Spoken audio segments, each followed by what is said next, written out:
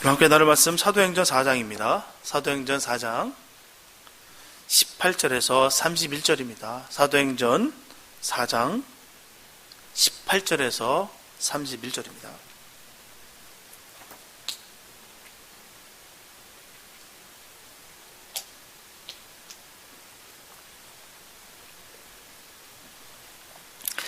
사도행전 4장 18절에서 31절 말씀, 주님의 귀한 말씀 봉독해 올려드립니다. 그들을 불러 경계하여 도무지 예수의 이름으로 말하지 말고 가르치지도 말라 하니, 베드로와 요한이 대답하여 가로되, 하나님 앞에서 너의 말 듣는 것이 하나님 말씀 듣는 것보다 옳은가 판단하라. 우리는 보고 들은 것을 말하지 아니할 수 없다 하니, 관원들이 백성을 인하여 저희를 어떻게 벌할 도리를 찾지 못하고 다시 위협하여 놓아주었으니, 이는 모든 사람이 그 된 일을 보고 하나님께 영광을 돌림이로라. 이 표적으로 병 나은 사람은 40여세나 되었더라.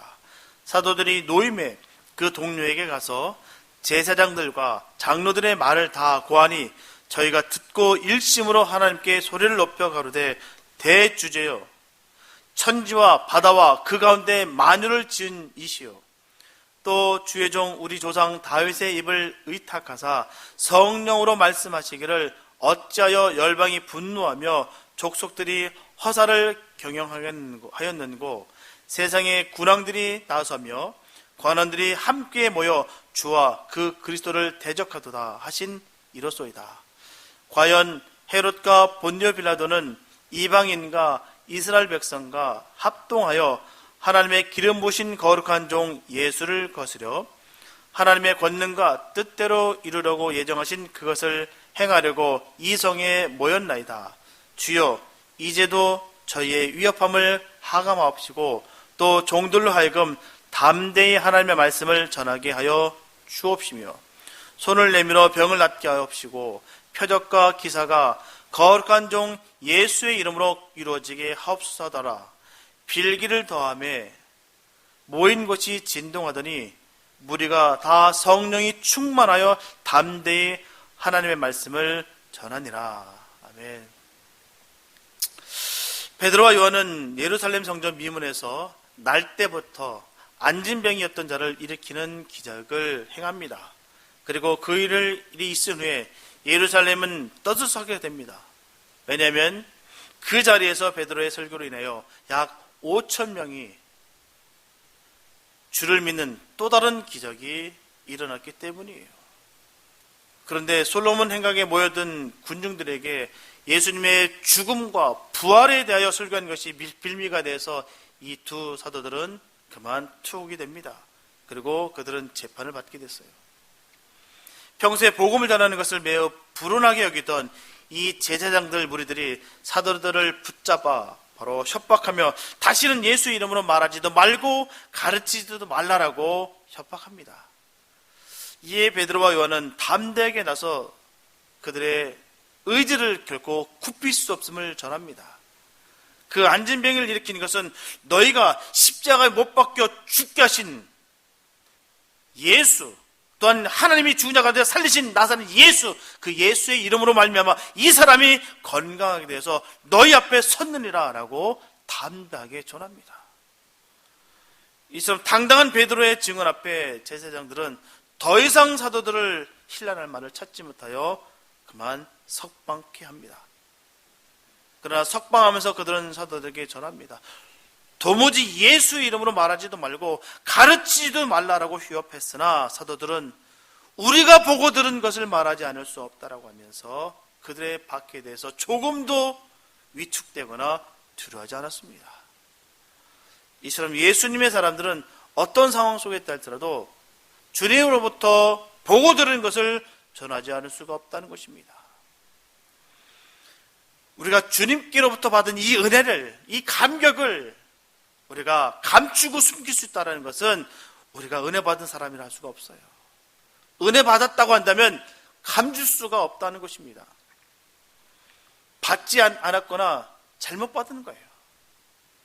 정말 받았다면 너무나 이 귀한 말씀을, 너무나 귀한 이 은혜를 내가 받았으니 결국 전할 수밖에 없다는 것입니다. 안전하면요, 가슴이 터질 것 같다는 것이죠. 여러분 어떻습니까? 정말 그런 마음이 우리에게 있습니까? 하나님께서 주신 이 구원의 감격을 정말 전하지 못해서 가슴이 터질 듯한 그런 마음이 있으신가요? 예전에 그런 말이 있어요. 이야기 중에 임금님 귀는 당나귀 귀다라고 그런 말이 있습니다. 이 말을 전하지 못해서 그 사람이 가슴이 터져 죽었다라는 얘기예요. 임금의 귀가 당나귀 귀예요. 남들은 아무도 모르는 자기만 알게 됐어요. 근데 이 말을 하고 싶어서 입이 근질근질한 것입니다. 이걸 못하니 속이 터져 죽은 거예요. 하다못해 사람의 비밀 하나 우리가 알게 돼서도 그렇게 우리가 입이 근질근질하는데 하나님의 이 크고 놀라운 비밀을 알았는데도 불구하고 아무런 반응이 없고 감흥이 없다라고 한다는 것은 있을 수가 없다는 것입니다. 세상에 하나님의 비밀보다 더 크고 놀라운 것은 없습니다. 오늘 말씀에 나오는 이 사도들의 모습을 통해서 이 초대교회의 성격을 그대로 드러내 보이고 있다는 거예요. 아무리 생명이 위급한 상황이 있다 할지라도 하나님의 이 복음을 전하지 않을 수가 없었다는 것입니다. 분명하게 불이익이 돌아올 것을 뻔히 아는데도 불구하고 그들은 하나님의 말씀을 전했다는 거예요. 저와 여러분들도 이 시간 초대교회 성도의 신앙을 본받는 시간이 됐으면 참 좋겠습니다. 내가 지금 전하지 못해서 내 마음이 답답하고 저 영혼들이 죽어가는 것을 보고 괴로워하시는 그런 마음이 회복되시길 바랍니다. 이게 바로 초대 우리 교회 성도들의 모습이었어요. 그들의 삶 속에서 주님으로 말미암아 조금도 두려움이 없었습니다. 그래서 노멀연한 이 혼돈의 이 시간 속에서 우리가 진리가 회복되고 주님의 사랑을 깨닫는 복된 은혜가 임하게 되시기를 예수님의 이름으로 축원합니다. 첫째, 성도는 은혜 받기를 위해서 노력해야 된다는 것이죠. 하나님의 일에는 쉬운 일이 없어요. 하나님의 일에서 쉬운 일이 있습니까? 하나님의 일이라고 하는 것은 쉬운 일이 없습니다. 늘 그에 따르는 그 어려움이 동반되기 마련이에요. 오늘 본문의 두 사도도 예외가 아니었어요. 그들에게도 똑같이 고난이 닥쳤습니다. 예수님의 제자들이라고 해서 그 고난이 비껴나가는 것이 아닙니다. 고난에 임했다는 것이죠. 그러나 우리가 주목할 것은 그들과 더불어 초대교회 성도들은 전혀 고난에 대해서 두려워하지 않았다는 것입니다. 그들은 도리어 그 고난을 영광과 축복으로 여겼습니다.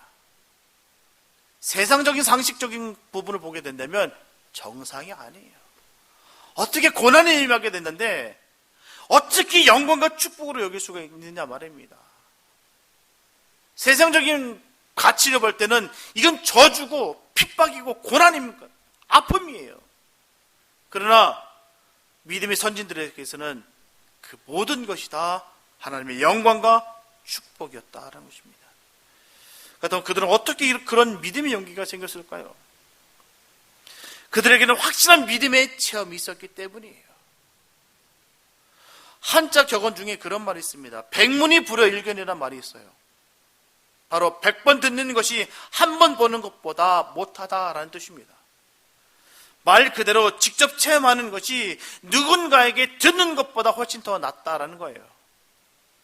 욥기 42장 5절 말씀 보면 내가 주께 대하여 귀로 듣기만 하였사오나 이제는 눈으로 주를 배웁나이다 라고 말씀하고 있어요.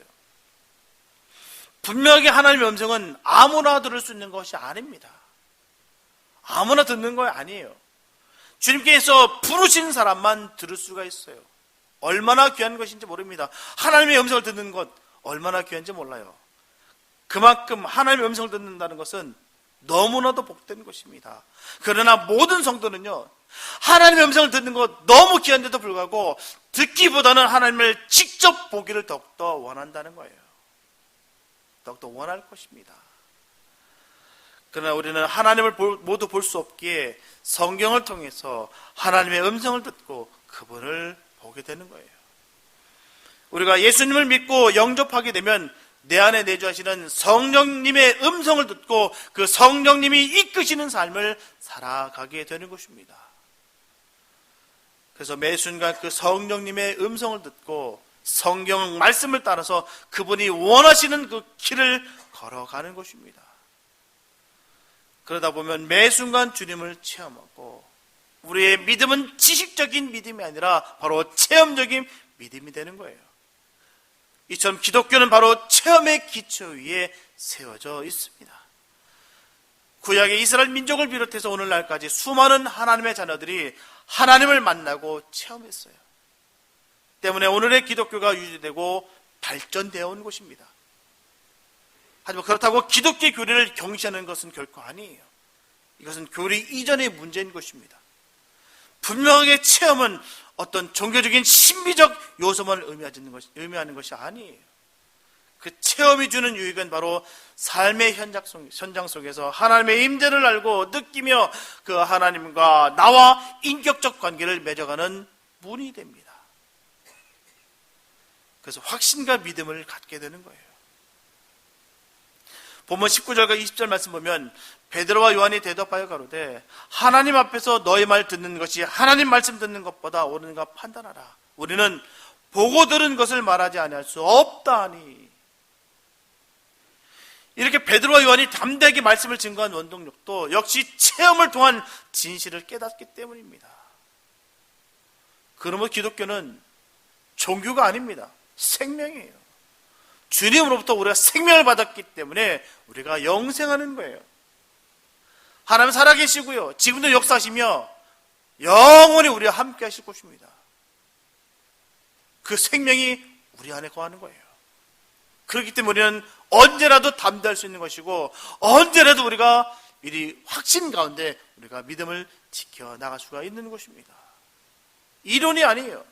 기독교는 이론이 아닙니다. 실제입니다. 하나님께서는 늘 사람들의 삶 속에 깊숙하게 개입하셔서 크고 작은 여러 가지 문제들을 해결해 주시고 돌봐주셨으며 은혜와 사랑을 베풀어 주시기 때문입니다. 그런 돌보심 있는 복된 삶 되시기 바랍니다. 하나님이 느껴지고 하나님 역사하시는 것을 볼 수 있는 그런 영적인 눈이 있게 되시길 바랍니다. 세심하게 정말 너무도 친밀하게 역사하시는 그 하나님을 꼭 느끼시기 바랍니다. 그게 바로 영적인 사람인 거예요. 다른 것이 아닙니다. 하나님의 뜻을 알겠고 하나님 역사하시는 것을 아는 것, 보는 것, 느끼는 것, 이게 바로 영적인 거예요. 그 하나님의 그 사랑을 온전히 느끼는 저와 여러분 되시면 참 좋겠습니다.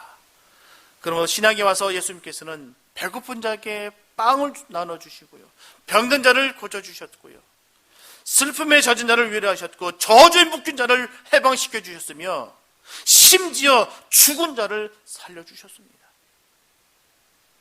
그래서 하나님의 은혜는 값어치 없는 값싼 것이 아니라 하나님 자신의 생명을 주신 너무나도 값비싼 거예요. 우리를 핏값으로 사셨습니다. 우리는 그런 존귀한 존재라는 것이에요. 그러므로 하나님의 은혜는 성도 각 사람에게 가장 적절하게 베풀어 주십니다.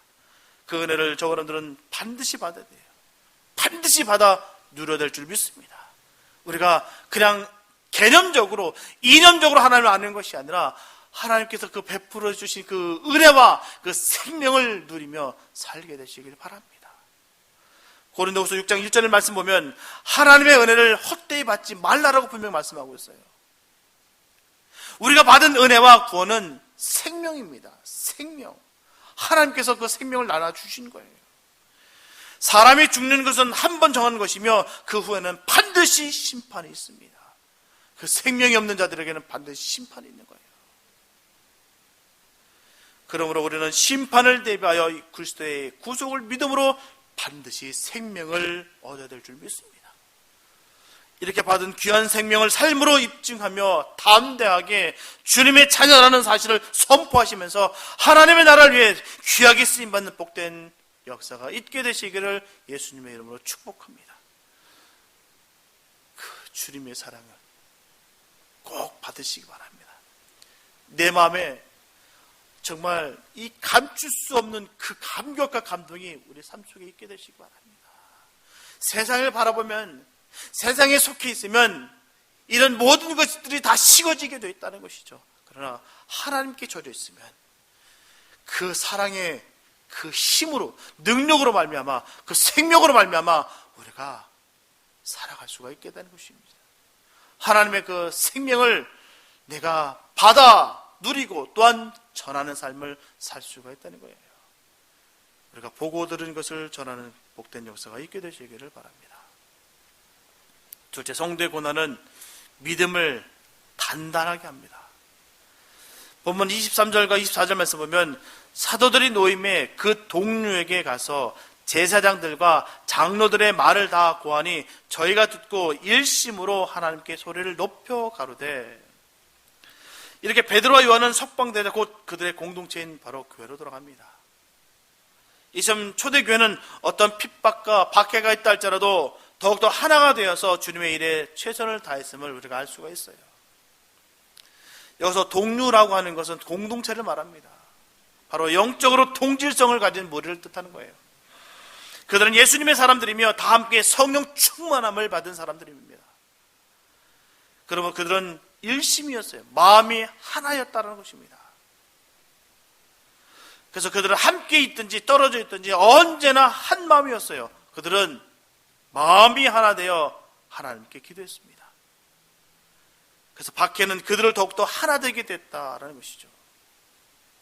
하지만 아이러니하게도요, 지금까지 교회는 외적 박해가 있을 때는 내적으로는 더욱더 단결되고 정결케 되었지만 외적으로 번창하고 부흥할 때는 내적 부패와 분열을 하게 됐다는 것입니다. 그것은 교회사의 교훈이에요. 오늘날 회복되어져야 되는 바로 교회의 모습이 이런 모습입니다. 우리가 다시 회복돼야 돼요. 이번 팬데믹을 통해서 우리가 회복의 역사가 있게 되시길 바랍니다. 다시 교회가 되어야 될 줄 믿습니다. 지금까지 우리가 그냥 아무 뜻 없이 생각 없이 내가 교회를 다녔다고 한다면 이제부터는 정말 교회가 교회라는 역사가 있게 되시길 바랍니다. 회복이 돼야 되는 거예요. 코로나로 인해서 점점 소속감이 떨어지고 있는 이 시기에 몸은 비록 떨어져 있다 할지라도 더욱더 한 마음으로 기도해야 될 줄 믿습니다. 코로나가 두려워서 예배는 소홀히 하면서 다른 일들은 다 하고 있다는 것은 결코 있어서는 안 됩니다. 핑계거리가 되어버렸어요. 코로나 때문에 교회 못 간대요. 코로나 때문에 교회 가면은 코로나 걸려서 못 간대요. 그러면서 다 합니다. 쇼핑도 하고 놀러도 가고 여행도 가고 좋은 곳에 가기도 하고 자기네끼리 모든 거 다 합니다. 그러면서 교회는 안 가요. 교회는 코로나 걸린 곳이기 때문에 안 간답니다. 왜요?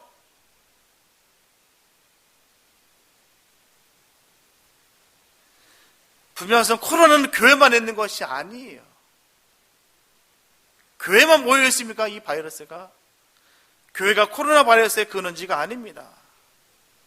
너무나 안타까운 것은요, 이걸로 인해서 쫙 갈라져 버렸어요. 진짜와 가짜가 쫙 갈라져 버렸습니다. 결국 믿음이 식어지면 안 됩니다. 우리가 예수를 믿었던 것은 우리가 환경을 좋게 하려고 믿었던 것이 아니지 않습니까? 그 생명을 받았기 때문에 우리가 예수를 믿는 거 아니겠습니까? 생명을 믿었다고 하면, 생명을 받았다고 하면 우리가 코로나로 인해서 우리가 믿음이 식어지는 것이 아니라 더욱더 견고하게 되어야 되는 것입니다. 초대교회는요, 핍박이 오고 철퇴를 맞을 때마다 더욱더 견고하게 서줬다는 것이에요. 오늘날 우리들의 모습 어떻습니까? 이걸로 인해서 기회를 잡는 거예요. 놀러 가도 되고 집에만 있어도 되고 어디 가서 이제는 교회 안 가도 멀리 놀러 가기도 되고 이렇게 변해져 버렸어요.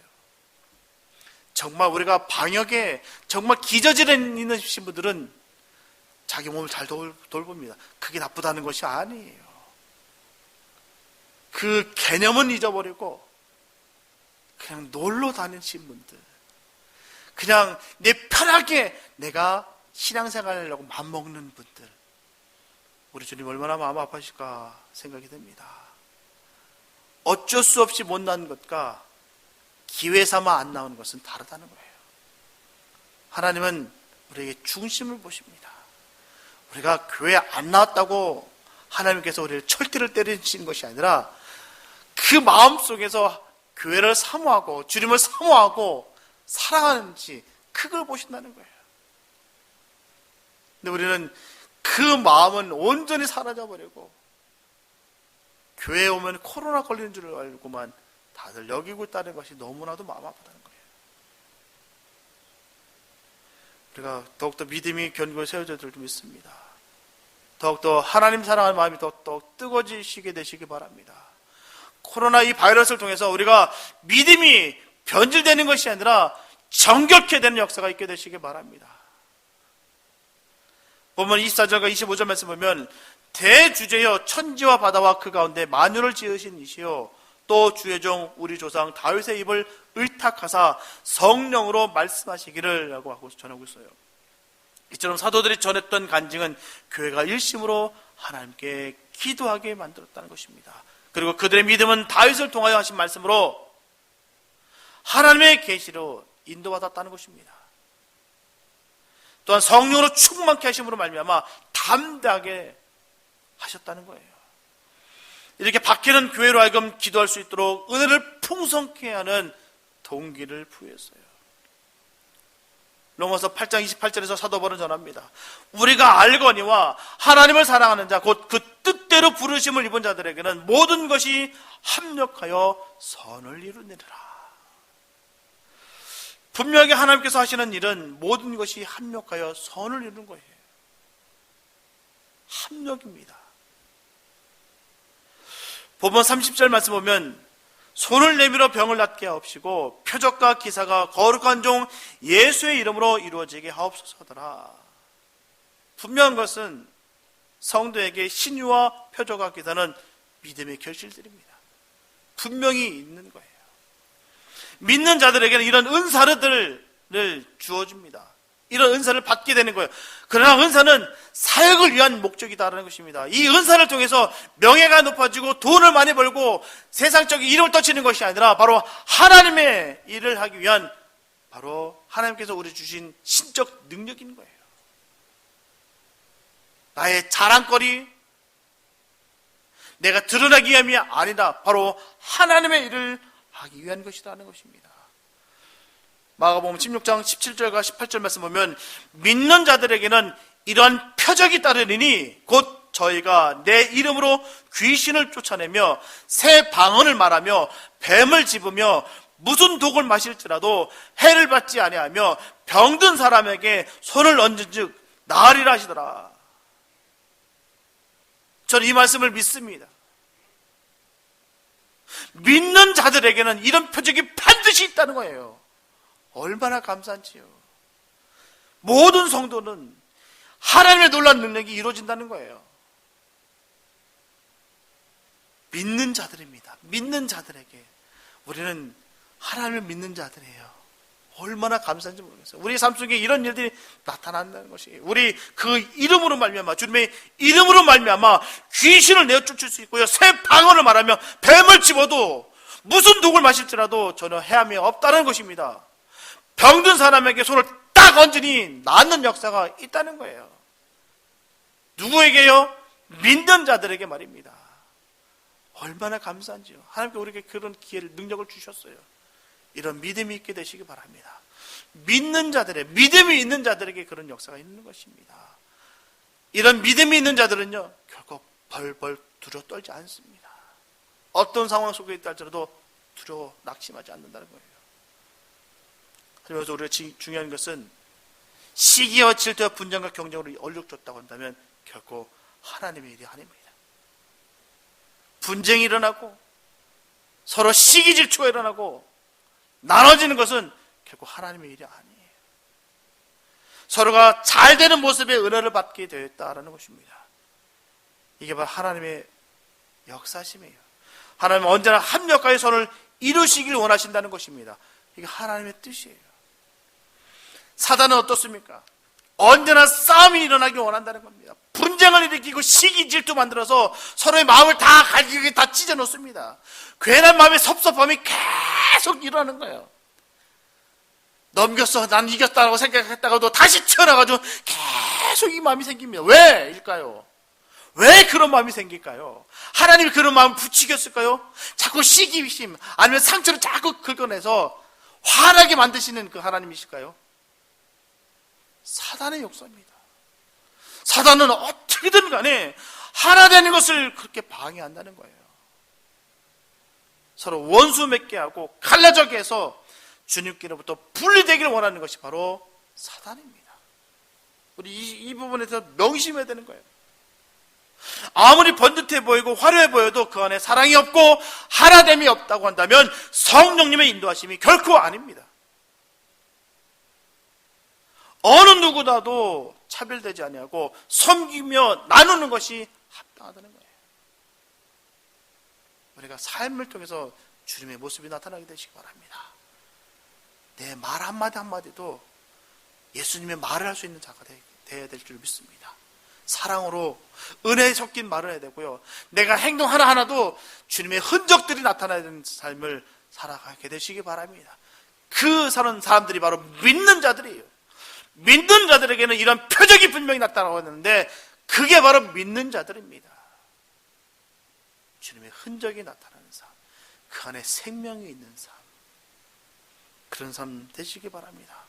하나님의 일은 항상 하나님께서 이루신다는 것을 늘 기억하시면서 하나님과 함께 하시게 되시기를 축복합니다. 그럴 때 그 기적과 표적이 나타나는 거예요.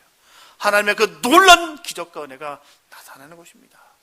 내 일이 왜 이렇게 안 되고 뭐가 막히고 아프고 상처고 왜 이렇게 묶인 것이 많은가? 바로 하나님으로 인해서 풀어지게 되시기 바랍니다.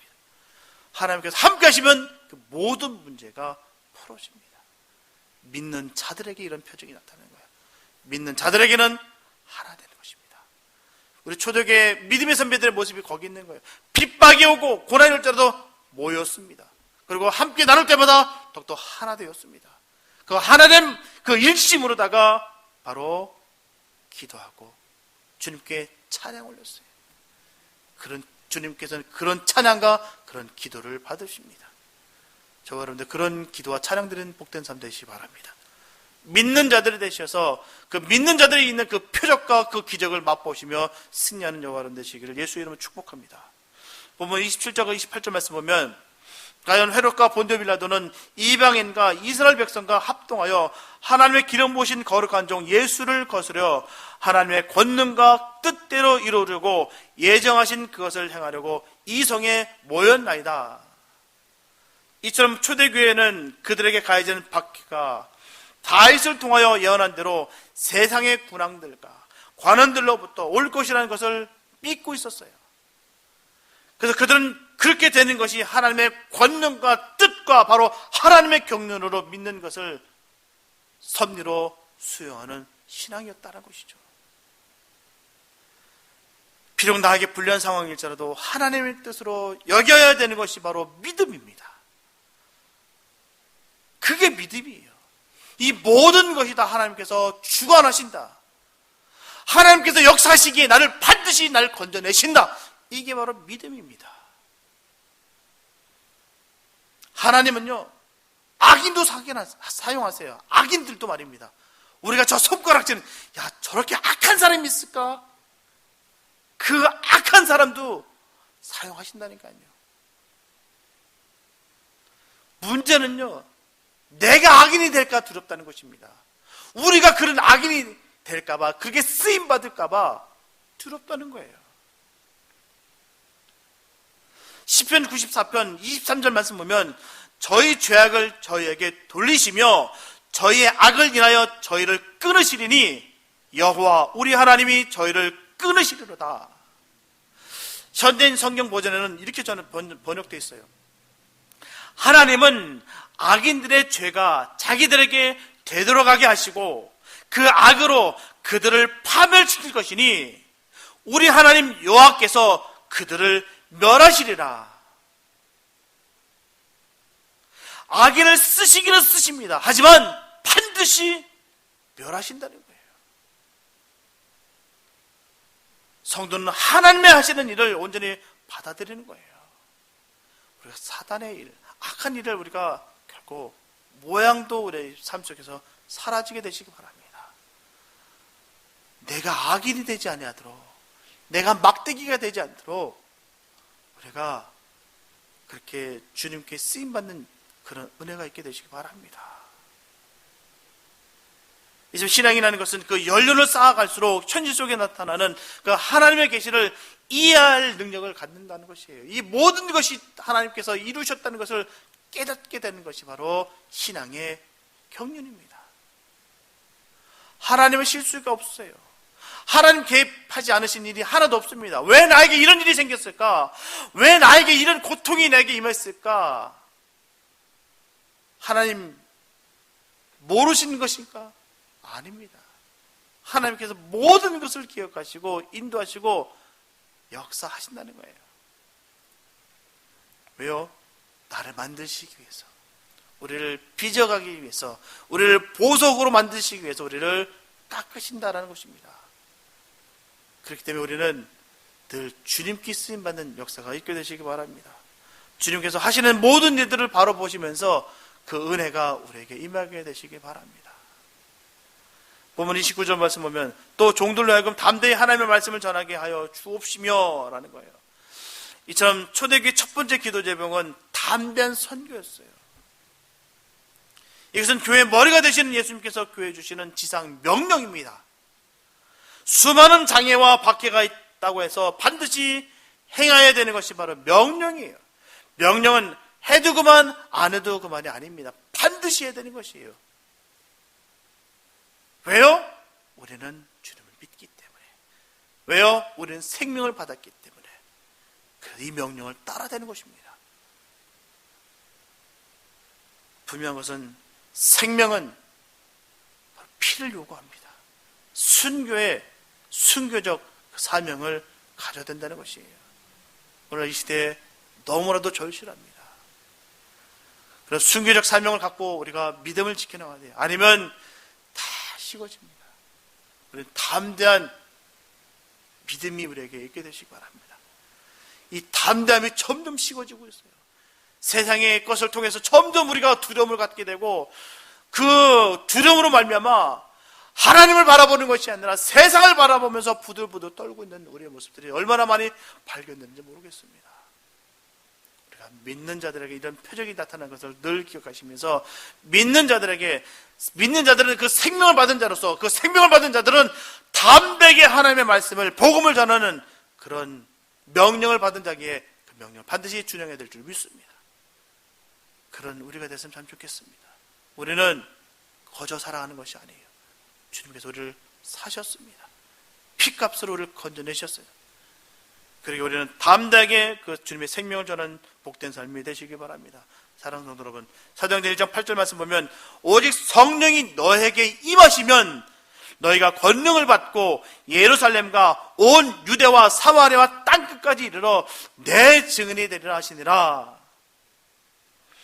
이처럼 예수님께서는 하늘로 승천하시기 직전에 제자들 향하여 세상 끝까지 복음을 전하라 분명히 말씀하셨어요. 명령하셨습니다. 주님께서 우리에게 성령을 주신 이유가 여기 있는 것입니다. 그래서 초대교회 성도들은 죽음의 위협을 무릅쓰고도 복음 증거하는데 조금도 게으르지 않았습니다. 애쓰고 힘썼다는 거예요. 그런데 이러한 예수님의 지상 명령은 오늘날에게도 분명하게 유효하고 있는 것입니다. 2000년 전에 끝나는 것이 아니에요. 지금도 계속해서 그 명령은 진행되고 있습니다. 따라서 하나님의 자녀된 우리 모두는 무엇보다도 영원 구원에 늘 애쓰고 힘써야 될 줄 믿습니다. 생명을 걸어야 될 줄 믿습니다. 그것은 예수님의 명령도 명령이지만 하나님의 생명을 천하보다 귀한 것이라는 사실을 우리가 알기 때문입니다. 하나님의 생명이 천하보다 귀한 거예요. 믿으시면 아멘. 그 생명이 그 무엇보다도 귀한 것입니다. 그 생명을 하나님이 우리에게 주셨어요. 그 전하는 복된 우리가 됐으면 참 좋겠습니다. 더욱이 하나님의 십자가의 고난과 보혈을 더 값지게 하기 위해서 우리는 더욱더 많은 영혼들에게 그 복음을 전해야 될 줄로 믿습니다. 오늘 본문의 두 사도는 그런 면에서 우리에게 좋은 모범이 됐어요. 저와 여러분들은 주님의 사랑으로 말미암아 영생을 받았기에 가만히 멈출 수가 없습니다. 소리쳐 한 영혼이라도 건져내야 되는 것이에요. 지금 잠자는 자들을 깨워야 되는 것입니다. 팬데믹 때문에 정신을 못 차고 있는 사람들에게 우리는 복음을 전해야 되는 것이에요. 주님께서 가장 기뻐하시고 바라시는 것이 바로 그 잃어버린 영혼들을 찾는 것입니다. 잠자는 영혼들을 깨우는 거예요. 이 일은 우리의 삶의 첫 번째 목적과 목표가 되어야 될 줄 믿습니다. 팬데믹으로 많은 분들이 정말 떠나가고 있어요. 믿음이 그냥 떠내려가고 있습니다. 이제 그래도 되는 거를 여기고 그냥 자기 몸대로, 자기 생각대로 그냥 예수를 믿는 사람들이 점점 늘어나고 있어요.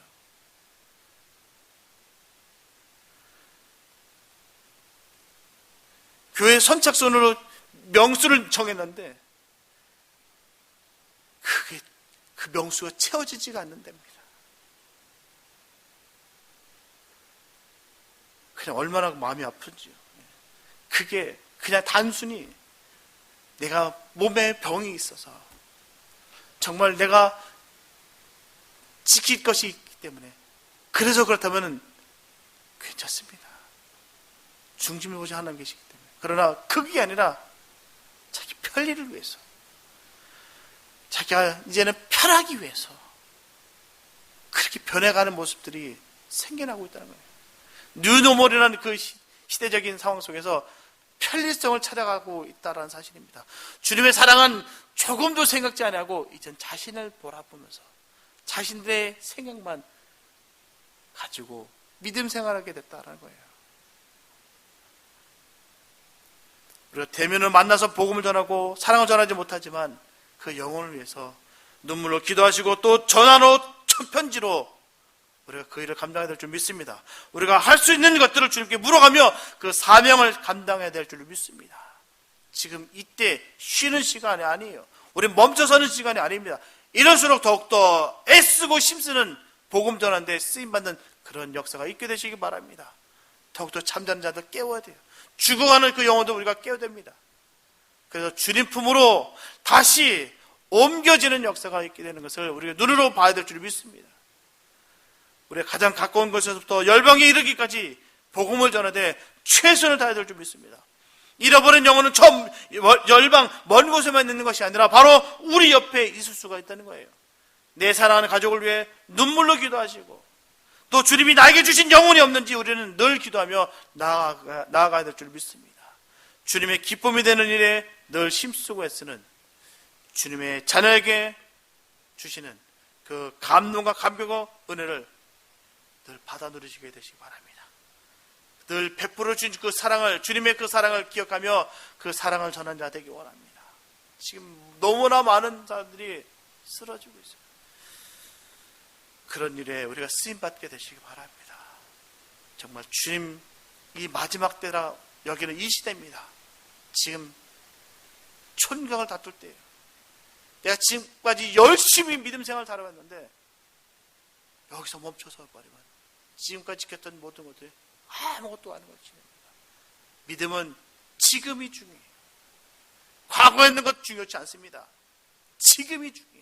내가 정말 주님께 온전히 나가 있는지, 내가 내 중심이 온전히 주님께만 있는 것인지 점검하시기 바랍니다. 또한 잠자는 자들, 죽은 자들 위해서 선포하시기 바랍니다.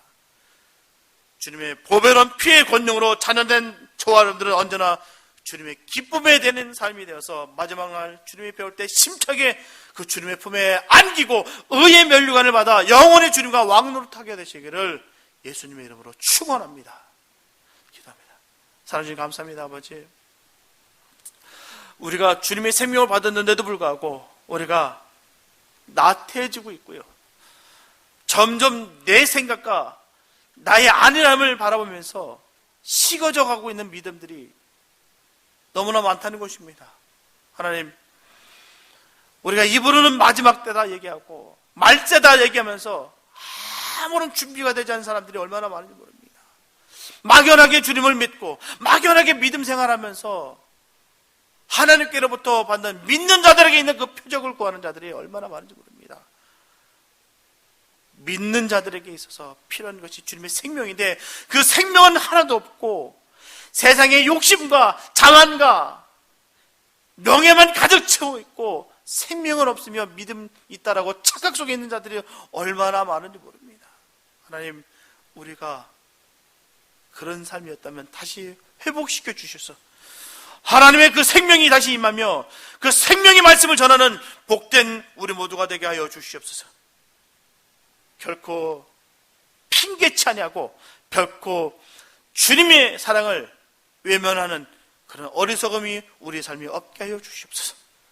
온전히 하나님만을 찬양하며 하나님만을 높이는 그런 복된 우리 모두가 되게 하여 주시옵소서.